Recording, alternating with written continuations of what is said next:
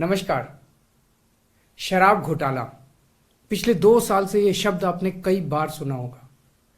2 साल से बीजेपी की सारी एजेंसीज कई रेड मार चुकी हैं, कई लोगों को गिरफ्तार कर चुकी हैं, लेकिन अभी तक एक भी पैसे का हेरफेर कहीं नहीं मिला, कहीं से एक भी पैसा नहीं मिला।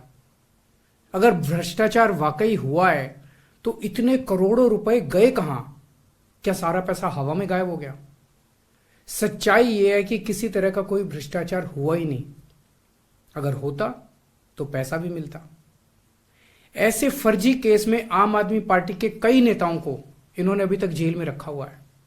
किसी के भी खिलाफ कोई सबूत नहीं है, कुछ साबित नहीं हो रहा, खुलेआम गुंडागर्दी चल रही है, किसी को भी पकड़ के जेल में डाल दो। अब बीजेपी मुझे गिरफ्तार करना चाहती है। मेरी सबसे बड़ी संपत्ति, मेरी सबसे बड़ी ताकत मेरी ईमानदारी है।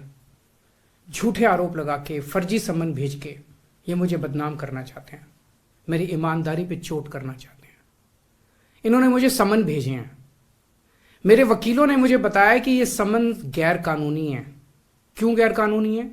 ये मैंने इनको विस्तार से लिख के भेजा है।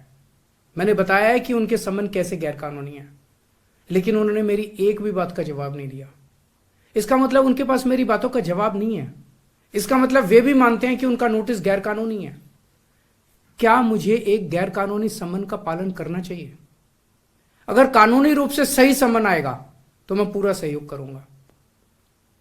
बीजेपी का मकसद जांच करना तो है ही नहीं। इनका मकसद तो लोकसभा चुनाव में मुझे प्रचार करने से रोकना है। ठीक लोकसभा चुनाव के पहले इन्होंने मुझे समन भेजा है। क्यों? इस जांच को चलते 2 साल हो गए, अभी ठीक लोकसभा चुनाव के पहले मुझे क्यों बुलाया जा रहा है? पहले क्यों नहीं बुलाया?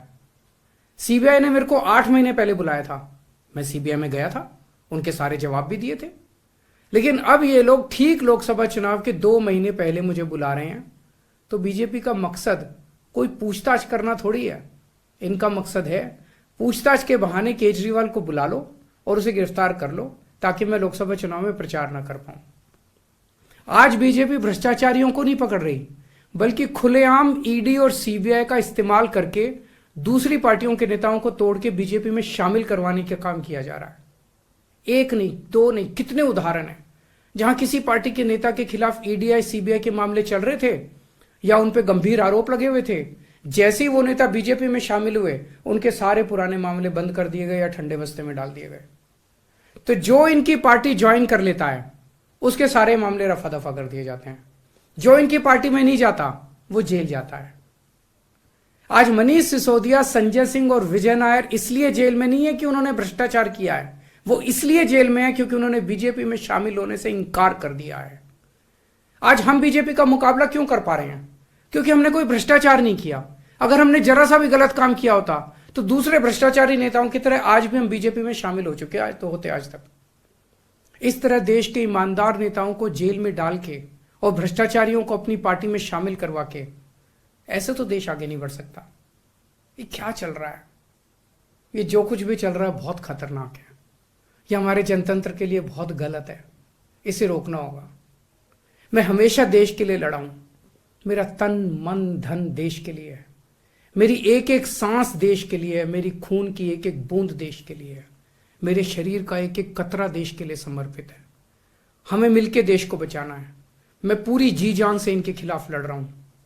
आपका साथ चाहिए। Subscribe our channel for latest news and updates, and don't forget to press bell icon for latest notifications.